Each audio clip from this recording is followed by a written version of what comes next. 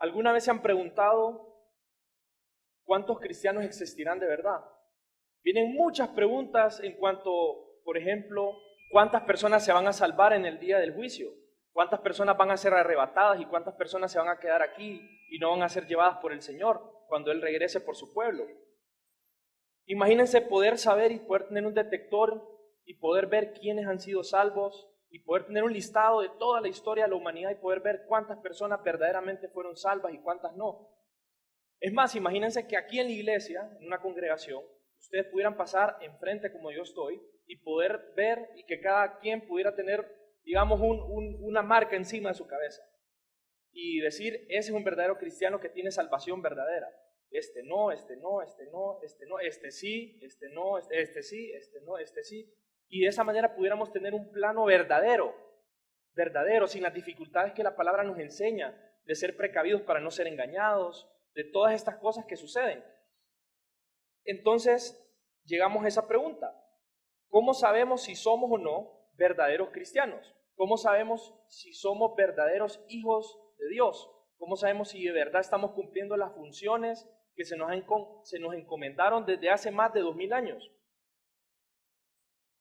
Entonces venía una pregunta aquí. Y hablando con unos amigos hace un par de meses, uno de ellos me preguntaba, ¿qué se necesita para ser cristiano? Entonces viene otro, un conocido, y dice, para ser cristiano tenés que creer en Jesús. Y otro dice, sí, con creer en Jesús es suficiente. Entonces había un muchacho en esa habitación que se hace llamar alguien agnóstico. Que alguien agnóstico es básicamente alguien que dice, no creo en Dios como Jesucristo exactamente, ni en Dios como tal nombre o tal cosa, simplemente creo que existe algo más poderoso que nosotros. Existe un Dios o algo más fuerte. Entonces viene y dice, yo creo que basta con creer que existe un ser supremo para ser salvo y ser cristiano. Entonces me decía, yo le decía, pero vos crees que pueden haber personas que se hacen llamar cristianas y que puedan aparentar ser cristianas, pero no ser cristianas de verdad. Y me dice, pues dentro de lo que cabe y yo lo que creo, eso no es posible. Me dice, si alguien dice ser cristiano y cree en Dios, es más que suficiente, me dice. Entonces, eso me puso a reflexionar. Y investigando, buscando qué podemos encontrar respecto a la palabra de Dios, etc. Hay muchos tipos de cristianos.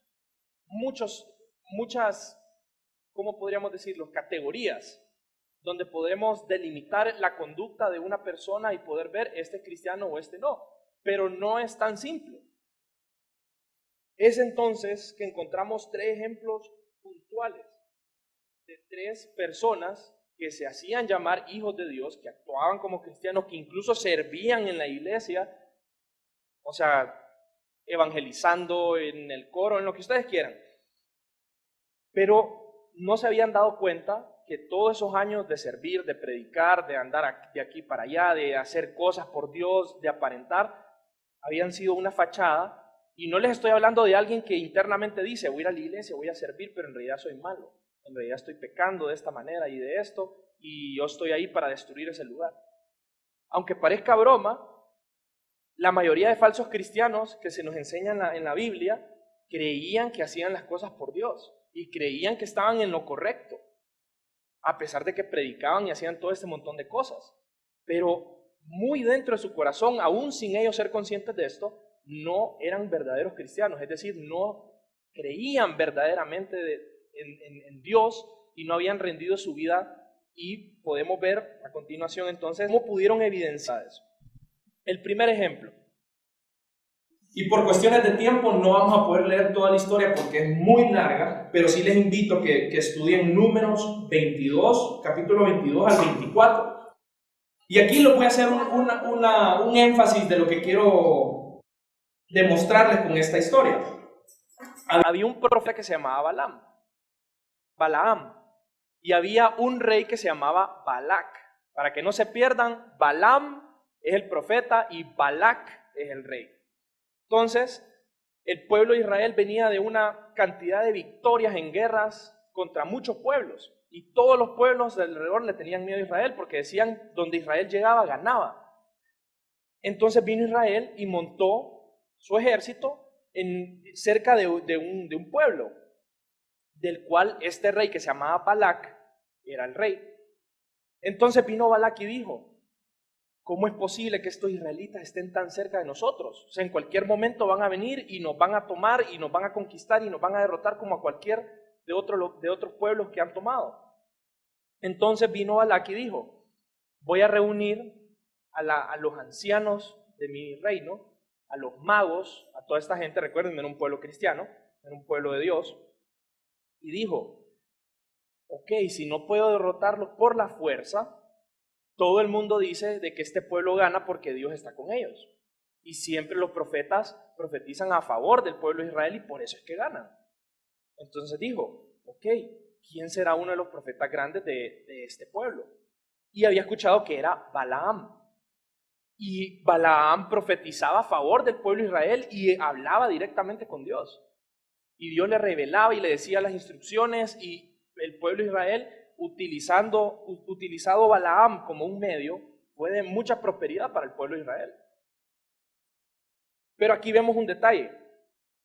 Cuando el rey Balac se da cuenta que la única forma para ganar a los israelitas es ganándose al Dios de los israelitas, dice: lo que voy a hacer es ganarme al profeta. Entonces manda una delegación, un grupo de ancianos y de personas de mucho poder, mucha influencia, mucho intelecto, a hablar con Balaam. Y le dicen a Balaam: nuestro rey Balac quiere hablar contigo, quiere que profetice a favor de su pueblo y contra, es decir, que maldigas al pueblo de Israel para que nosotros peleemos y ganemos. Entonces viene Balaam y dice, en eso viene y la delegación le dicen: pero ojo, que lo que el rey Balac te quiere ofrecer es una cantidad de dinero que ni vas a poder gastarla, y una cantidad de honra, de prestigio que te va a dar, que estaba hasta dispuesto a darle todo lo que tenía si era necesario. Entonces Balaam viene y dice: está tentador. Y se va a su aposento, ora a Jehová, y Jehová le responde. Y le responde con un tajante no.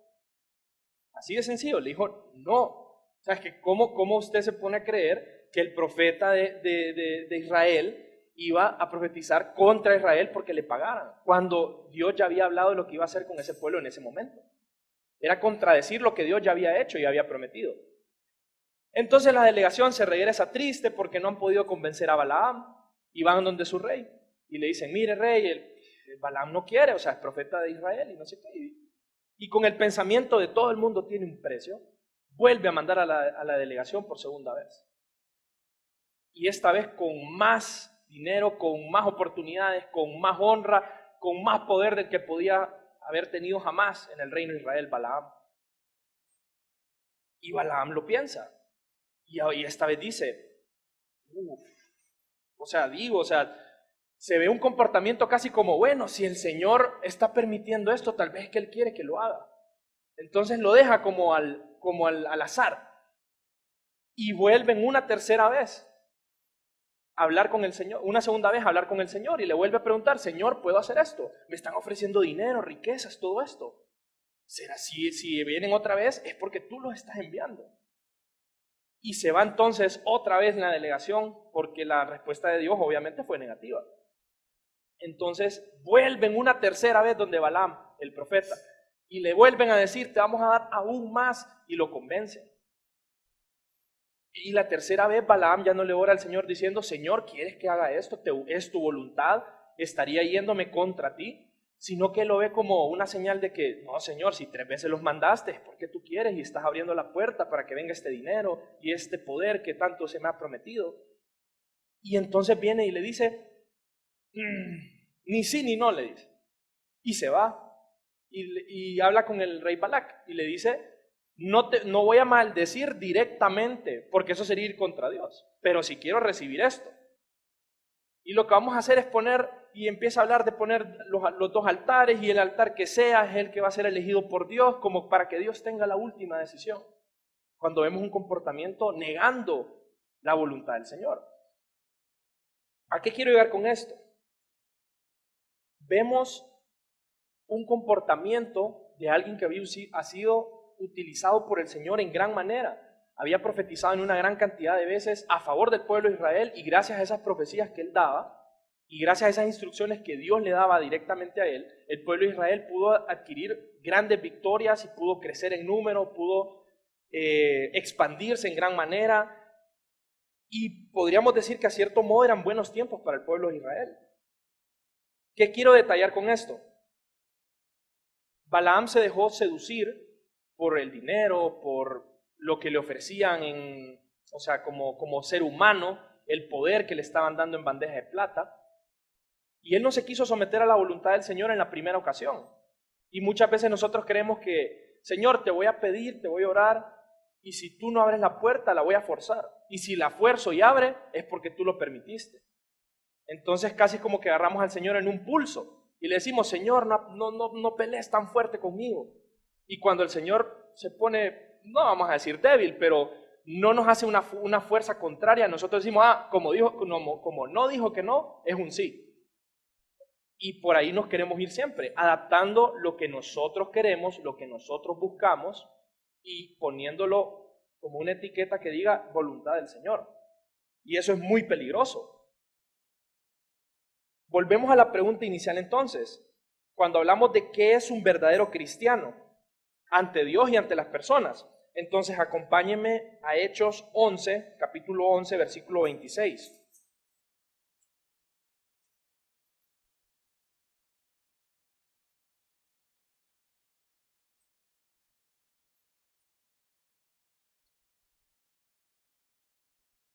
Hechos 11, 26 dice, y se congregaron ahí todo un año con la iglesia y enseñaron a mucha gente, y a los discípulos se les llamó cristianos por primera vez en Antioquia.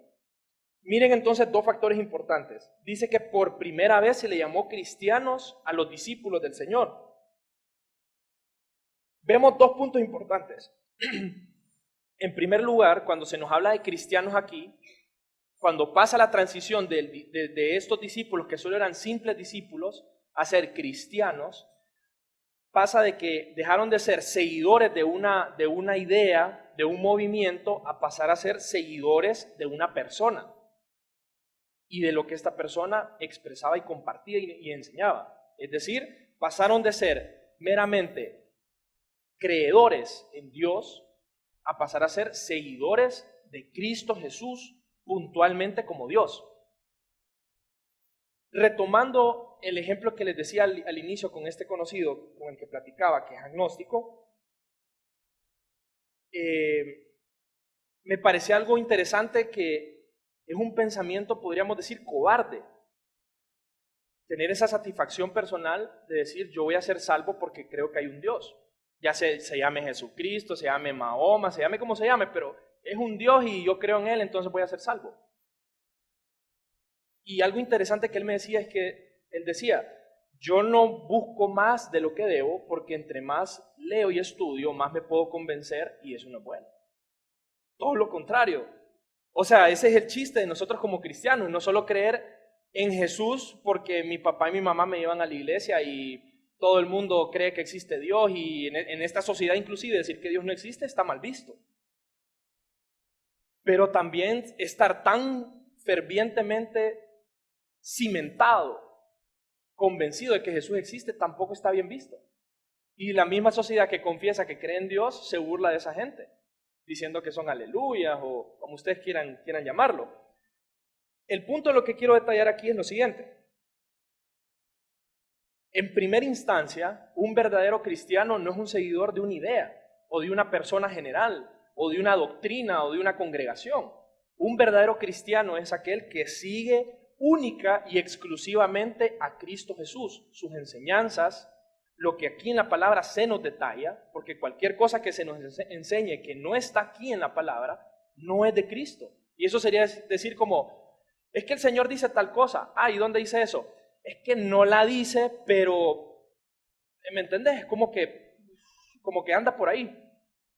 Estamos como que, cuando éramos niños, y muchas veces utilizamos la estrategia favorita de muchos niños, que es decirle al papá o a la mamá, dice mi mamá, y le decimos al papá, dice mi mamá que puedo ir a tal lugar. Y después dice, bueno, si ella dice, está bien. Y después dice, me dijo mi papá que sí puedo ir. Entonces como que usamos, y al final nos están dando el permiso, pero estamos utilizando ¿qué? Estamos utilizando una falacia, estamos utilizando el engaño, porque eso es al final. Y eso es lo que muchas veces nosotros podemos hacer con Dios. Es como, sí, yo estoy claro que la Biblia me enseña esto y me pide el Señor, por amor a Él, que me conduzca de esta manera, pero también la sociedad o mi familia o mis amigos me hacen esto, entonces como que me quedo mejor en medio, y de vez en cuando sí y de vez en cuando no. Entonces nosotros muchas veces buscamos adaptar la Biblia a nosotros y no nosotros a la Biblia. Ese es uno de los primeros errores que podemos cometer como cristianos. Hablando también con mi hermano ayer, él me decía algo muy cierto, que si nosotros muchas veces nos proponemos humanamente, no espiritualmente, no como cristianos buscando conocer más al Señor en amor, sino o mejor dicho, procuramos ver algo que está en la Biblia que no está, lo vamos a encontrar. Lo vamos a encontrar. Y ese es el segundo ejemplo que vemos entonces. El primer ejemplo entonces es Balaam. El segundo ejemplo es Pablo. Pablo, antes de ser llamado Pablo, era conocido como Saulo. Si me acompañan a Hechos capítulo 8, unas páginas atrás de donde estábamos, Hechos capítulo 8, versículos 24 al 28, encontramos lo siguiente. Del 24 al 28, perdón.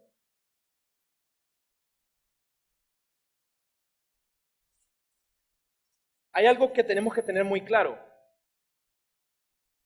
El actuar de nosotros como cristianos ejemplifica de lo que nosotros estamos llenos internamente. Es decir, nosotros vamos a evidenciar por fuera lo que somos por dentro. Alguien ¿qué les puedo decir? Alguien que usa cotidianamente malas palabras, que insulta, que trata a su familia o a sus amigos, a las personas con las que tiene una cercanía, una privacidad o una intimidad, y es de una forma, tarde o temprano, en algún punto, se le va a tener que salir esto enfrente de otra gente. Tarde o temprano, o sea, no lo vamos a poder ocultar, o sea, pueden pasar 20 años, sí, estamos de acuerdo, pero tarde o temprano nos vamos a equivocar y se nos va a salir algo de lo que nosotros tenemos adentro. Tarde o temprano, sean malas palabras, sean malos pensamientos, sean falsas doctrinas, lo que sea, se va a evidenciar tarde o temprano. Entonces, ¿de dónde nace esto? Vamos a leer entonces. Hechos 18, 24 al 28. Dice lo siguiente, y se titula Apolos predica en Efeso. Llegó entonces a Efeso un judío llamado Apolos, natural de Alejandría, varón elocuente, poderoso en las Escrituras. En primer lugar nos dice, Apolo en primer lugar era judío. En segundo lugar dice que era muy elocuente, es decir, podía hablar con una facilidad y podía explicar los términos y lo que él quería dar a entender muy fácilmente. Tenía sentido todo lo que decía.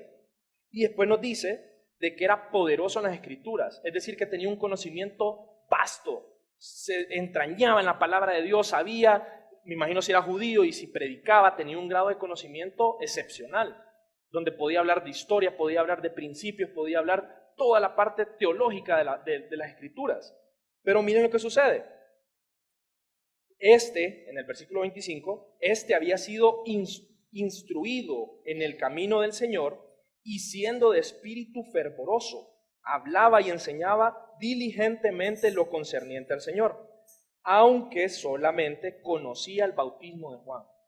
Entonces está este hombre con un espíritu fuerte que quiere salir a predicar, que quiere andar en las cosas del Señor, que ha estudiado, que se ha devorado las Sagradas Escrituras, que está predicando inclusive y que había sido instruido para esto, pero dice que había conocido solo el bautismo de Juan, es decir, el bautismo físico,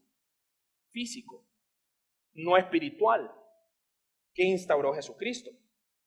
Dice el versículo 26, y comenzó a hablar con denuedo en la sinagoga, pero cuando le oyeron Priscila y Aquila, le tomaron aparte y le expusieron más exactamente el camino. Es decir, lo que Apolos estaba enseñando en la sinagoga no era falso. Es que simplemente él no había conocido la totalidad de la verdad y estaba predicando algo verdadero. Por eso se nos dice que lo tomaron aparte, Priscila y Aquila, y le expusieron más exactamente el camino de Dios. Es decir, él conocía el camino de Dios, pero no lo conocía tan exactamente. Ahora pregúntense, ¿qué pasaría si Apolo viene, predica en la sinagoga de un tema controversial, supongamos? Y como él no tiene esa exactividad en lo que está diciendo, o sea, esa mezcla entre la palabra del Señor y el Espíritu, que obviamente lo que provoca es vida, entonces, ¿qué es lo que está dando? Está dando letra, pero letra que tal vez confunde muy dentro de las personas, letra que tal vez trae mentiras enmascaradas.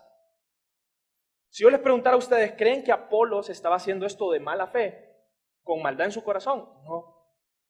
Él estaba predicando, dice que tenía un espíritu fervoroso, que todas estas buenas características, solo se nos habla maravillas de él, pero dice que no había conocido tan exactamente las verdades del camino del Señor. Ahora, si yo les pregunto, ¿de quién es la culpa que no hubiera conocido exactamente el camino del Señor? De él, de él. Pero ustedes se preguntarán, pero entonces, ¿qué tenía que hacer? Si dice que tenía espíritu fervoroso, que quería hacer las cosas para el Señor, que estudiaba la palabra, que se sabía, dice que conocía, que era poderoso en las Escrituras. ¿Qué le faltaba? ¿Qué le faltaba? Igual que Balaam, ¿qué le faltaba a Balaam? ¿Cómo es posible que Balaam hablara directamente con el Señor, que casi nadie en el mundo podía hacerlo? Era de los pocos escogidos en poder hacer esto, en poder recibir tan solemne, ¿cómo podríamos decirlo? Tan solemne compromiso con el pueblo de Israel y con Dios. ¿Qué le faltaba a estos dos? ¿Qué es lo que necesitaban para ser cristianos completos, verdaderos? Vamos entonces al último ejemplo.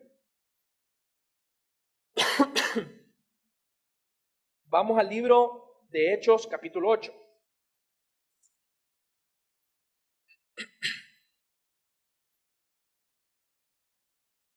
Capítulo 8, versículos 1 al 3, que dicen lo siguiente.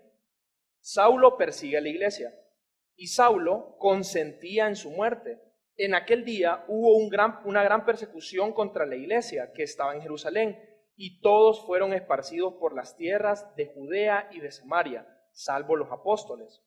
Y los hombres piadosos llevaron a enterrar a Esteban e hicieron gran llanto sobre él. Y Saulo asolaba la iglesia entrando casa por casa, arrastraba a hombres y a mujeres y los entregaba en la cárcel. Nuevamente retomamos el ejemplo de Saulo. Y como lo decíamos, al igual que Apolo y al igual que Balaam en un inicio, Pablo, cuando aún era Saulo, hacía todas estas barbaridades para el Señor. Y se nos enseña también que él incluso se encomendaba y decía, lo hago por el Señor, por amor a Dios, a Jehová, por compromiso a Él. Y dice que llevaba a los primeros cristianos a la cárcel, los atormentaba. Incluso se tomaba la molestia de ir a los juicios para ver que se les condenara y se les llevara presos lo más rápido posible y con las condenas más pesadas posibles. Y esto lo hacía en nombre del Señor. Y Pablo dice que lo hacía de corazón, no lo hacía con un odio a los cristianos en sí, lo hacía por compromiso a la ley, por amor a la ley, porque se había empapado tanto de la palabra de Dios, se había llenado tanto de letra, que creyó y se convenció de que lo que estaba haciendo estaba bien. Y podemos ver ejemplos más recientes, podemos ver, por ejemplo, la Inquisición, donde la iglesia, en nombre de Dios y utilizando la Biblia, mató a miles y miles y miles y miles de personas por no querer aceptar a la fuerza a Jesucristo como Señor y Salvador. ¿Dónde perdemos el norte entonces como cristianos? Donde podemos llegar a hacer cosas que no le agradan a Dios, equivocadamente, creyendo que estamos bien con Él. Y hay una clave. Y está en Primera de Juan, capítulo 2, versículos 4 y 6. Primera de Juan, casi al final de la Biblia. Primera de Juan, capítulo 2. Capítulo 2, versículos 4 al 6. Que dice lo siguiente. El que dice, yo le conozco, y no guarda sus mandamientos, el tal es mentiroso, y la verdad no está en él. Pero el que guarda su palabra, en este verdaderamente el amor de Dios se ha perfeccionado. Por esto sabemos que estamos con él. El que dice que permanece en él debe andar como él anduvo. El Señor nos dijo algo muy cierto cuando él iba a partir de este mundo, y nos enseña que nos deja la herramienta, la única herramienta que necesitamos para poder entender, para poder vivir, para poder comprender, para poder entrañar, para poder vivir como un cristiano verdadero por medio de la palabra del Señor, que es su Espíritu Santo. Esa es la herramienta que nos ha dejado. Y ahí viene la diferencia con un cristiano falso, aunque crea que es un cristiano de verdad, con un cristiano verdadero. Es el andar del Espíritu. La palabra nos enseña de que por el Espíritu nosotros podemos comprender las Escrituras. Por el Espíritu podemos tener discernimiento para tomar decisiones, discernimiento para interpretar la palabra, para interpretar nuestros actos. Para cualquier cosa que concierne a nuestra vida, el Espíritu es la herramienta que nosotros tenemos. Es la única. Que aún un cristiano falso, por más que vaya a la iglesia, por más que cante, por más que llore, por más que quiera, no la puede tener eficientemente. No la puede tener concretamente en su vida, que le funcione, que le sirva, que él pueda vivir una verdad que nadie le puede regalar. Simplemente Dios por medio de su Espíritu Santo. En este versículo de Juan nos dice muy claramente, el que dice que permanece en él debe andar como él anduvo. Cabe mencionar que en esta epístola de Juan le está hablando a los cristianos, a un grupo de cristianos. En otras palabras nos está diciendo, si ustedes verdaderamente son cristianos, su andar va a ser constante, no va a ser momentáneo, y el Espíritu se va a mover en ustedes. Para no entrar en detalle, porque ya tendríamos que entrar en un montón de aspectos y temas y profundizar, que es una cuestión muy larga y que sinceramente yo considero que es algo muy personal de cada uno, porque es como desarrollar una personalidad. Imagínense que ustedes tomen un niño desde chiquito y ustedes le digan al niño, usted es egipcio. Y desde niño lo bombardean con esa idea, usted es egipcio, usted nació en Egipto, es que su partida de nacimiento es de Honduras, pero usted nació en Egipto. Ese niño cuando sea grande va a tener la incertidumbre, ¿seré verdaderamente de Egipto? ¿De verdad habré nacido allá? Y va a querer averiguar y va a querer entrañar, va a buscar en internet, inclusive si tiene la capacidad va a ir a Egipto a buscar a ver si es cierto lo que su mamá desde chiquito le decía, porque creció con una mentira.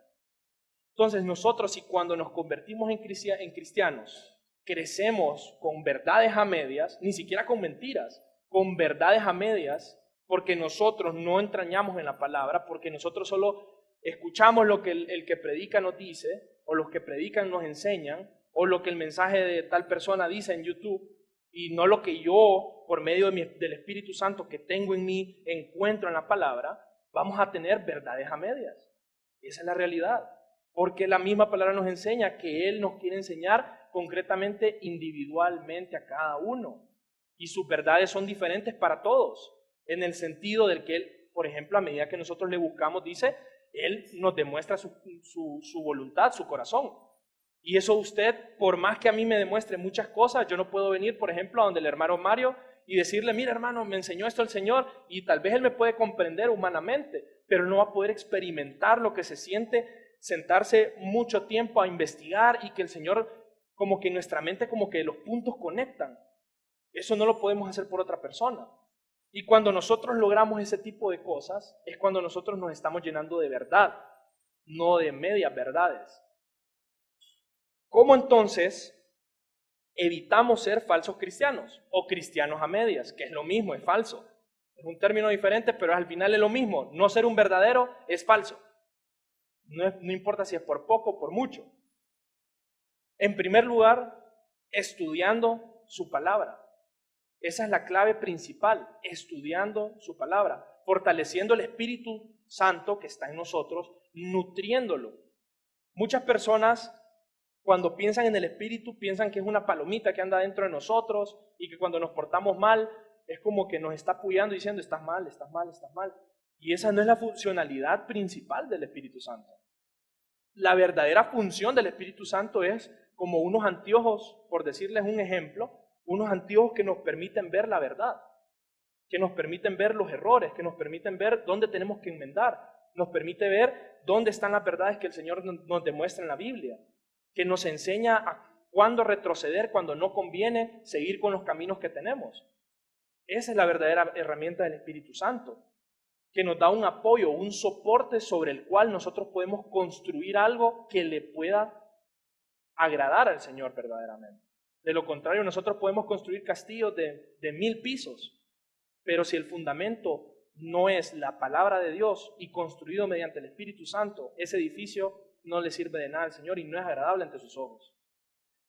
Lo podemos ver con el ejemplo de Balaam, lo podemos ver con el ejemplo de Pablo, y esperemos que si alguno de nosotros, porque muy posiblemente podemos estar equivocados en muchas cosas, ojalá nos pase como Apolos, que tengamos hermanos que muy amablemente nos digan, hey, vení, fíjate que vos hablaste de esto no está correcto, la palabra nos enseña esto y esto y esto, y no corramos la suerte, por ejemplo, de Balaam, o incluso Pablo, que tuvo que quedar ciego un par de días.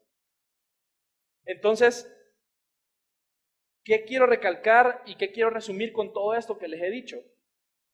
Analicemos nuestra forma de conducirnos como cristianos. Preguntémonos, ¿estoy trayendo frutos para el Señor? ¿Estoy siendo productivo para el Señor? ¿Estoy haciéndolo por el Señor, para el Señor y por el Señor? Una de las cosas que me impactó mucho respecto a la vida de Pablo es que Pablo sí lo hacía en nombre del Señor, en boca, ante las personas. Pero muy internamente de él, nos confiesa más adelante en diferentes partes, como en Corintios, cuando escribe diferentes cartas, etc., que su verdadero fin era él. Es como que usted venga y monte una campaña evangelística para atraer personas y usted diga, no, es que es para la honra y honra del Señor, siempre y cuando sea yo el que predique, el que hable y el que salga en las fotos de los cartelitos que se van a repartir. O sea, ve entonces para quién es la verdadera honra y gloria. ¿Quién se está glorificando con esto? Otro punto importante que tenemos que tomar en cuenta, especialmente en el caso de Pablo, creernos indispensables o creernos que somos algo. Pablo juraba que sin él la iglesia se venía abajo y no servía. Pablo estaba convencido que si él no lo hacía, nadie más lo podía hacer también. Una vanagloria al final, y se vuelve algo parecido al punto anterior.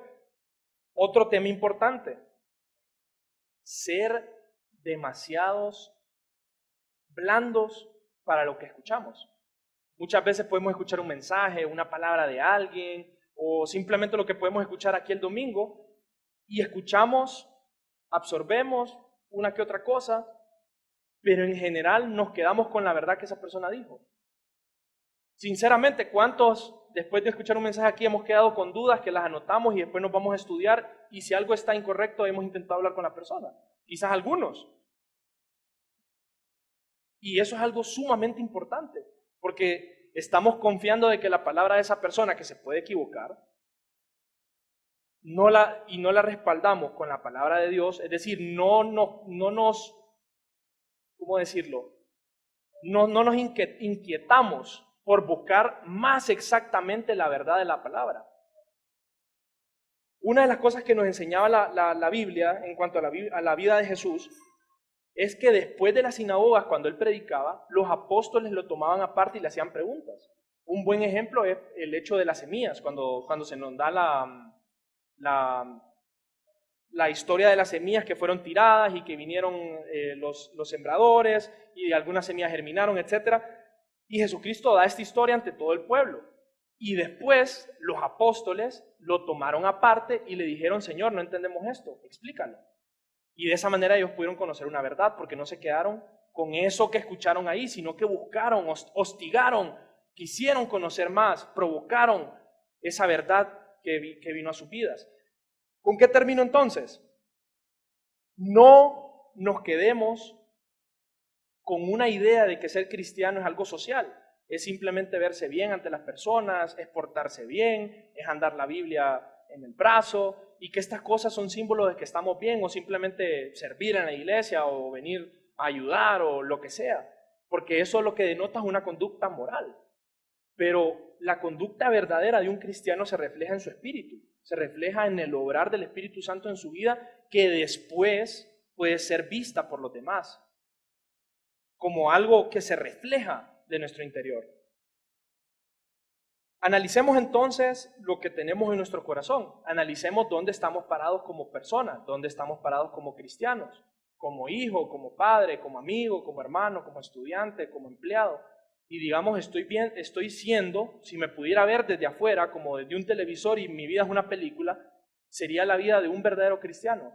Y si no, preguntémonos por qué y qué tenemos que cambiar, qué tenemos que mejorar, qué tenemos que trabajar para conocer la verdad del Señor más precisamente como a Pablo y como a Apolos le ocurrió. Oremos entonces. Padre, en el nombre de Jesús, Señor, te damos gracias por este día. Te bendecimos, Señor, porque tus verdades son completas. Tus verdades se nos dieron, Señor, por medio de la palabra. Tenemos tu Espíritu, Señor, para que nos guíes, para que nos enseñes, para que nos demuestres, Señor, para que nos incomodes. Te pedimos, Padre Santo, que no seamos cristianos ficticios o personas que simplemente viven por lo que las apariencias puedan demostrar, Señor, o por lo que los demás puedan decir de nosotros, Señor. Te pedimos, Señor, que por medio de tu Espíritu, Señor, a nosotros que hemos creído en ti como Señor y Salvador y que nos has dado esta herramienta, nos demuestres mediante él, Señor, si hemos fallado, Señor, si hemos sido cristianos con verdades a medias, Señor, o simplemente cristianos falsos, Señor. Te damos las gracias, te damos la honra y te pedimos, Señor, que continúes tu obra en nuestra vida, Señor, en nuestra congregación y en la vida de todo el cuerpo tuyo, Señor, en el cuerpo de Cristo. Te bendecimos y te damos la honra y la gloria. Amén.